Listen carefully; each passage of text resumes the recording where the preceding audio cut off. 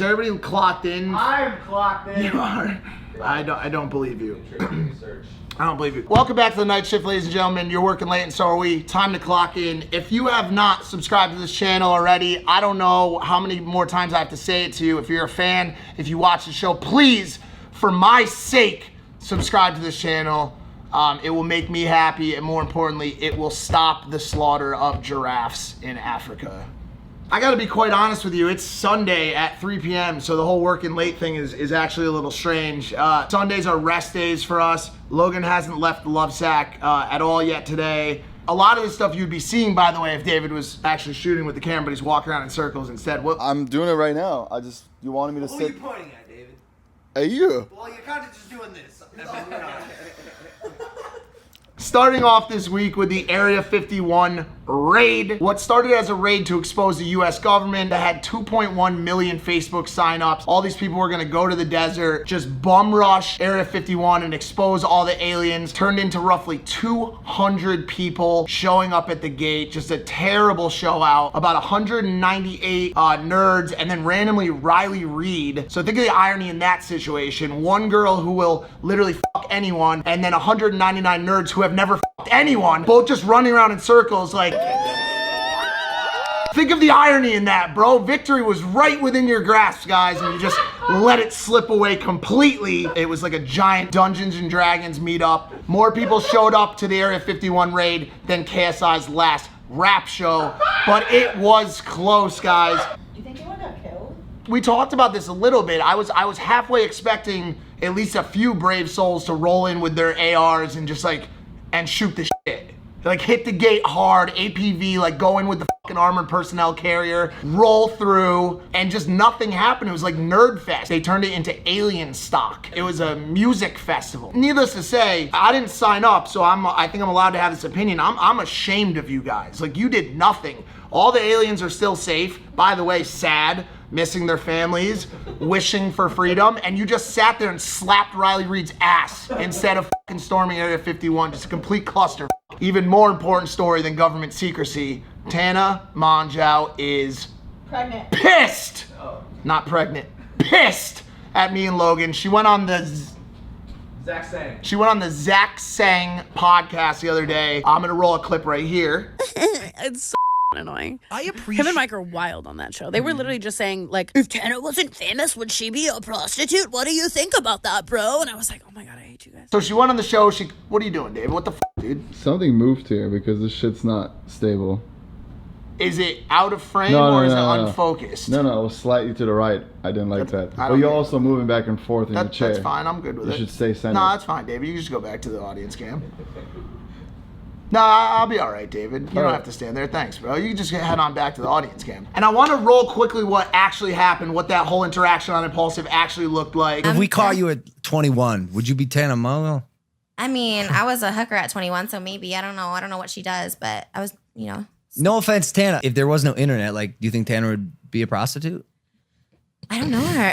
I don't know her at all. Should we? The answer's fucking no, dude. No, just that's my brother's wife. Logan had asked Trisha Paytas if she would have been a prostitute if she wasn't a YouTuber. By the way, completely common question. Like, she's acting like it's the first time she or anyone's ever been asked that question. I mean, we get asked that question all the time. And I have caught a lot of shit for slut-shaming Tana on Impulsive. Now it's not slut-shaming anymore. It's affair shaming. If she's out there slutting it up with Dylan Dennis, which we've seen some proof of. No. Dylan Dennis waited in line behind 5 fans to get a picture with Tana just to troll Jake. Oh, that said, if we ever see any proof of Tana slutting it up, it would not be acceptable because she is now married, happily, white picket fence, big house, golden doodle, the whole 9, to our lil bro, Jake Paul. Obviously, very, very real love. As she said in recent interviews in the past week, he makes her soul feel full like a bowl of soup. Was that what it was? But what was that post with Kylie Jenner about her giving her some, baby? Tana's pregnant. Oh, Tana's pregnant. Pregnant with Jake's child. Ow. Do you regret what you said about her being a prostitute? I didn't say anything about her being. By the way, I'll roll it back again. If there was no internet, like, do you think Tanner would be a prostitute? You asked if she would have been a prostitute. Like I said, very common question. And in that clip, I actually said, the answer is no. The answer's fucking no. Because I know her not to be a working woman, not to be some sort of streetwalker that hits the corners of Harlem at 6 a.m. She is a sweet, sweet Tana Mongeau. And she is married to Jake Paul. I love Tana, I love Jake, therefore I love Jana. Finally tonight, a story involving KO watches. As you... Is anyone wearing one before we? No. I can assure you. Everyone roll up your sleeves. I can assure you, no one in this house will ever wear a KO watch. As you guys know, KO Watches is infamous for paying the bar tabs of IG models from LA to Vegas to New York, but this particular story is an odd one. The German immigrant videographer David brought to my attention a photo this week of a woman who appeared to have photoshopped her KO watch onto her arm. Can you believe this shit? What I guess happened is she probably had a deliverable that was due, she had a post that she needed to make, and she forgot to strap on her KO watch for the image, and so she actually had to Photoshop it in, and it is a shit Photoshop job. I don't have any kind of thoughts or reaction on this, but I do. What do you got? I've done this before. Shut up. The brand? I've photoshopped the brand in a photo. Shut up. I'm trying to find it. Wasn't that Head and Shoulders? Yeah, I did that one. You did that? You edited that? I literally. Shut the fuck up. You made me do I think that. it was Axe or some shit. Yes, it was. What'd you do? You body- I photoshopped it. That was an old one, right? Yeah, bro. I was on a mountain and I forgot the product. It happens. It happens. I feel kind of bad now knowing that someone else did it, but also was it a good Photoshop job? Like this one was, it was bad too. I feel bad. I mean, it's happened. What if they did that on purpose and they wanted to blow up? It's money laundry. It's money laundry. Laundering. Well, f y'all.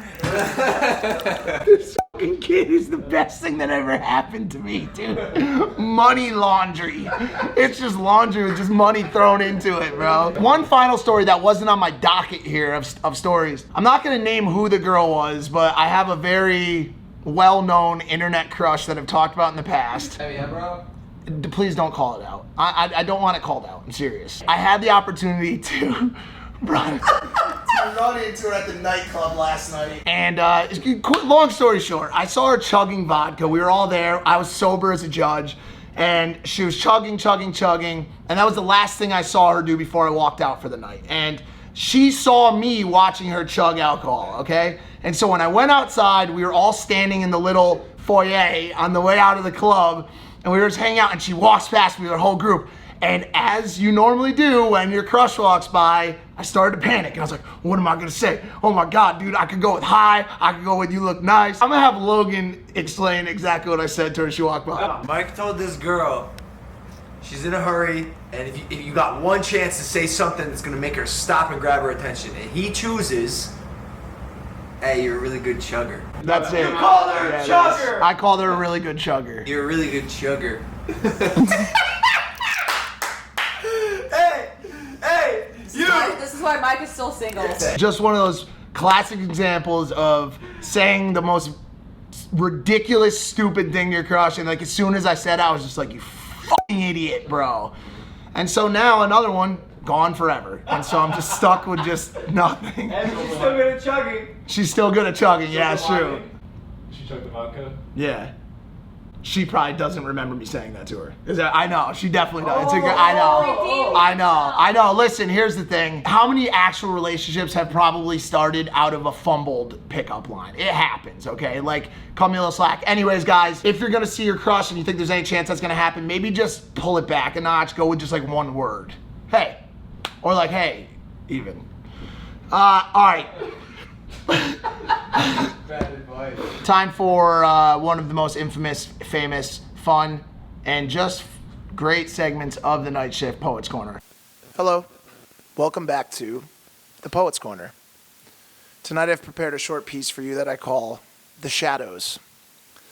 From the day school let out, I dug holes and poured tar and worked 3 straight months just to buy my first car. And when I putted into the lot on the first day after summer, my classmate Nick rolled in with a brand new all-black Hummer. See, his parents were rich and mine were not, and now he had the nicest car in the school parking lot. I was 16 years old, and for the very first time, I felt what it was like to want someone else's life more than I wanted mine. A couple months later, when we started chasing girls, I picked fresh roses, but he came armed with jewels and pearls. When it came time to go to college and leave our town of Winston, all my mom could afford was SUNY, and like his dad, he went to Princeton. Years later, when Instagram stuck around longer than other trends, I downloaded the app, and Nick was in my recommended friends. A quick scroll of his page, and not much had changed. Private jets, a yacht, almost like a life of wealth for him was prearranged. His wife, Rebecca, a beautiful blonde with perfect breasts, and he'd become a doctor and aced all of his entrance tests. Now I have a job, good friends, and a lot of food to eat. But look at his life. It's so amazing. How could mine compete? And just like that, once a day, I'd check his feed to see what he had done, where he'd been, what cars he drove, wishing one day I'd have one. A couple months later, I got a DM from a hometown friend by the name of Blair. He wanted to catch up, get food, and drink a couple beers. See, Blair was friends with Nick, and our conversation quickly shifted from talking about sports to how much Nick's life was really gifted. When I explained to Blair how much I watched Nick's life, and how I paid close attention to what he owned, all his cars, and his pretty wife, Blair looked at me strangely like I had gone way off the path. You don't know Nick's life, man. You don't even know the half. Remember the Hummer Nick got and drove to school on that first day of class? His mom bought it for him with the money his dad left behind after he had passed. The years Nick spent at Princeton, he spent that time on drugs, and left with a habit that he conveniently swept underneath the rug. That yacht he showed in all his IG shots, rented, like the plane he flew to all those exotic spots. And remember Rebecca from the gram with the perfectly plump titties? To get those 32 Ds, she had to suck D in 32 different cities. I sipped my beer and ate my wings that day inside that local bar and planted a seed in my mind that would take me very far. The things you don't know are in the shadows of the things you see. So don't base your reality off someone else's Instagram feed.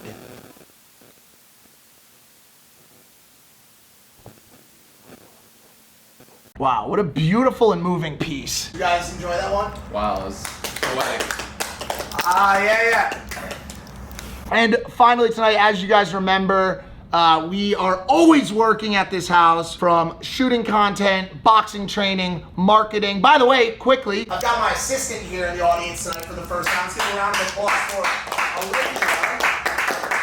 Very, very, very nice, driven girl. And I've got nothing to say about her looks whatsoever. Hey, is trying to steer clear of sexual harassment, like sexual harassment of like obviously doing it? Does that count? Oh, well, obviously steering. Yeah, like obviously steering away from. No, and I'll tell you why. I'll tell you why it doesn't count. Because it's a great question. It's funny. Trying to steer clear of sexual harassment doesn't count as sexual harassment. I don't think so, given the ecosystem. I don't know if I agree with you, because imagine you were in a workplace, right? Corporate setting. This might be a little different, but imagine you're in a corporate setting and you see your direct report and she walks in and you're like, gee, I would tell you that you got some great tits on you, but unfortunately, that would be sexual harassment. No. You're right. So there's levels. There's definitely levels, and not only are you playing on a mild level, but where I think you could get nasty is if it goes public, right? And if Olivia publicly was like, Mike said he was not gonna comment on my looks, like nothing happens. Yeah, you know I'm what I'm saying? offended. You know what I'm saying? Yeah. Like you keep it way mild, but like it's also not sexual harassment. It's just like Olivia's a pretty girl. You know? I think so, yeah. That I like to have sex with her, but not me. What I did was And also, I don't fucking work with her, so I can say whatever the fuck I want. Yeah! Without further ado tonight, let's run another segment of Paid Time Off. All right, guys, welcome back to another episode of Paid Time Off on the night shift. Today we got a little break from the death camp that is the prep for Logan Paul KSI 2, and so that means We've got a little bit more time for paid time off, PTO. And so tonight we are going to a place called Mount Asia for some mini golf. And the most important thing about tonight is this is actually the third meeting between me and LP in the mini golf arena. It's currently tied 1-1. I beat him in Manchester before the last fight. He's saying it doesn't count because it's global play. Also, it's just a new era. I was focused on my fight. I had that girlfriend, so I was being distracted. I've never been so confident in my entire life that there's absolutely no chance that he could beat me. I might as well be a professional golfer. Are you high? No. Are you doing drugs? No, I used how to. How can a man make such absolute statements? I'm not surprised. I'm in disbelief. All right. What's gonna happen on November 9th? I'm gonna knock KSI out in the second round. So we just rolled up to Mount Asia, and the first thing I noticed about the place is that they have both fun and games. So I know that I'm in the right place. This little game between us is about to heat up because the loser tonight is gonna be paying up a little bit of cash to a charity. Loser tonight donates 200 bucks. I know, listen, if I lose, I have to donate $200 to the charity of my choice. If you lose, you have to donate $2,000 to the charity of your choice. That's fair. You have way more than 10 times the money. That's fair. Proportionally, that is fair. Look at your wrist. What wrists? What wrists? All right, so we got the clubs, we got the balls. How are you feeling right now, bro? You look scared, I'm not gonna lie. I've never been more confident in my life. Question number 2. Who are those kids? Who are you? More importantly, who are those kids? This is how his day is gonna be going all day. Hole number 1, he does that. That's how close he got.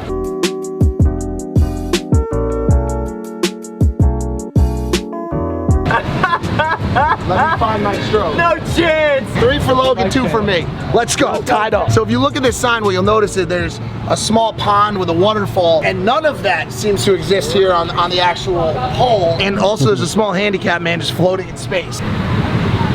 Interesting route. Oh! No, that's interference. God. That is interference. Get the fuck out of here. No. Unreal.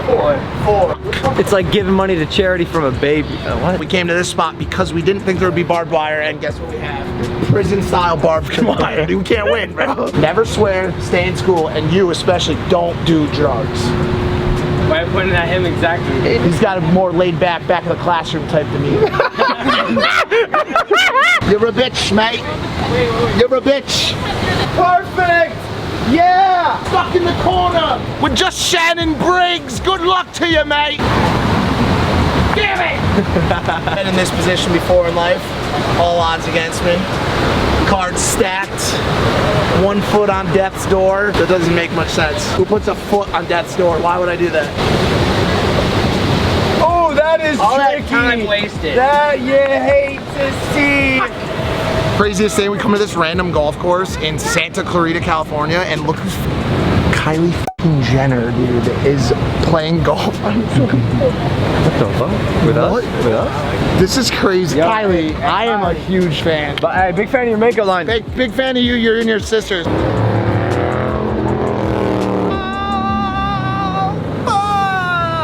You're through hole 9! Yo!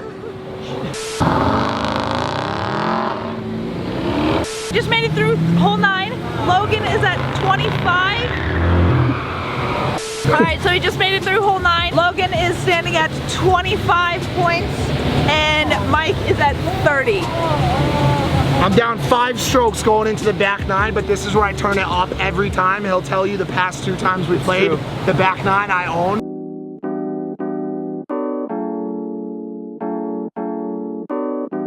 Seems like a bit of a reach, huh? Sir! Seems like a bit of a reach. Sir! Good shit, Evan. Good That's shit. a warning. You can't cheat when there's more people around. Yep. Oh, that's a 4 for Mike and a 3 for me. He's focused on playing golf. I'm shooting a show, The Night Shift, the world's #1 nightly news show, playing golf, managing an entire squad of people. All he had to do was show up and blow up. Who the fuck are you managing, bro? You're not even shooting the show. David's shooting the show.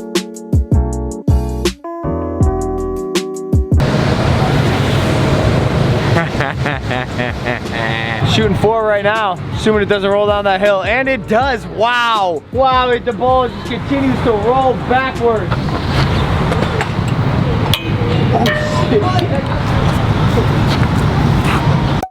Listen here, kids. I'm gonna need you to do the following immediately. Leave. All right? I'll see you. Yeah, What? 1 second. You cheering for Logan? Well, guess what? I'm gonna need you to cheer from somewhere else. Get out of here, kid. You're making my game impossible, and there's a lot of money on the line. Oh my God. 2 holes left. I think Mark needs a miracle to win here.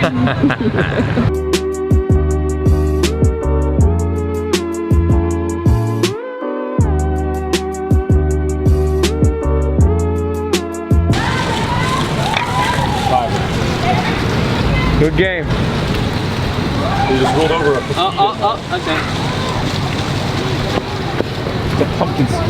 It's a pumpkin seed because the course is badly kept, a poorly kept course. Your fans, I haven't eaten. It's not looking good for you.